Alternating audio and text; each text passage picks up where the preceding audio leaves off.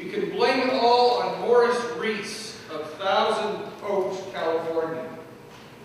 That little nagging beep or click that you hear on your telephone when you are talking to someone else that indicates that yet someone else is interested in talking to you, that was Morris's fault.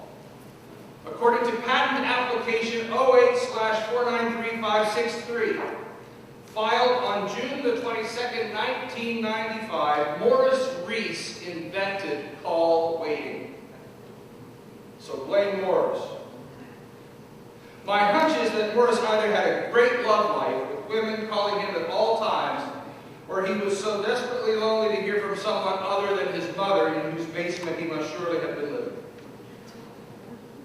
I suppose there are a few times when call waiting is actually helpful, even desirable.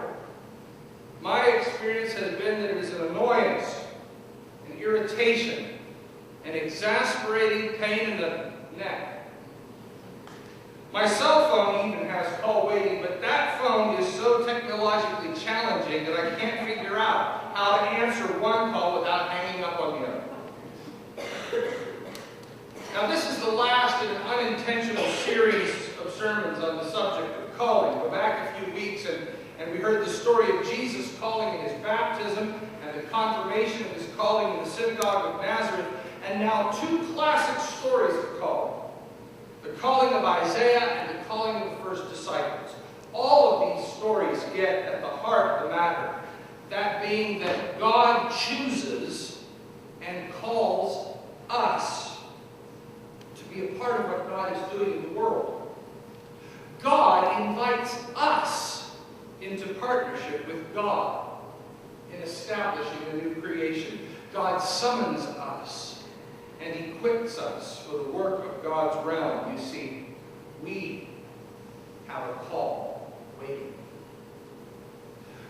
When you boil it all down, we don't know all that much about the prophet Isaiah. He probably came from the higher, wealthier class of people in Judah. He probably lived in Jerusalem, and he probably lived there in the year that King Uzziah died, which was around 739 BC, and continued his ministry for a little less than 60 years. Isaiah had one of those once-in-a-lifetime kind of experience of God. The overwhelming grandeur and power of God was made real to Isaiah, along with a sense of his own inadequacies. I am a man of unclean lips, and I dwell among a people of unclean lips. Isaiah's resistance was overcome with a profound sense of forgiveness and cleansing from sin. So when the question was asked, whom shall I send and who will go for us? Isaiah found himself answering, well, here am I, send me. God was calling. And when you read a little further, you realize that God was calling Isaiah to a pretty difficult job. Isaiah wasn't being called to something simple, something in which he had a proven track record, something that would win him the approval and adulation of the people. Isaiah was being sent to do the dirty work of telling the people that they were making a mess of things, and that if they didn't get their act together, there would be some serious consequences. But there he was, going along with his life, doing what he had always done, minding his own business. And then the unmistakable sound of a calling. This one from God, calling Isaiah to do some serious work in God's name. It was a fairly normal day along the shore of the Lake of Gennesaret, also known as the Sea of Galilee. Simon Peter and his friends were washing and cleaning their fishing nets following an all-night effort that had produced nothing.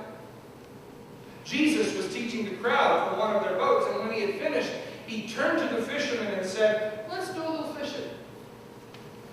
Now they thought he was crazy, and Peter raised a little bit of resistance, but off they went to do what they always did. They dropped the nets. And they caught so many fish that the nets nearly broke and the boats were nearly swamped. Maybe not as profound an experience like Isaiah's, but don't discount what a fisherman senses as profound. A boat full of fish for a fisherman can give a genuine sense of God's presence.